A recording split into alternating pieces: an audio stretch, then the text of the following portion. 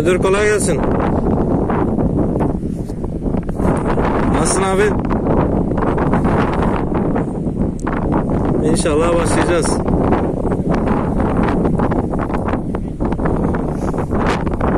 Ha?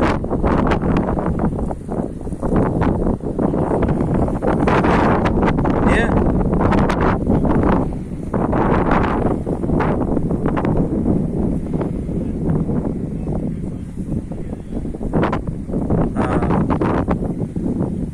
Hayırlısı abi.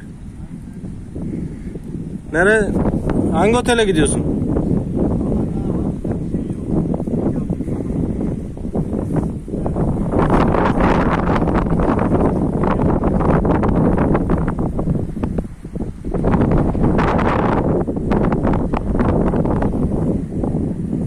Evet arkadaşlar, bu bahçemiz ön taraf.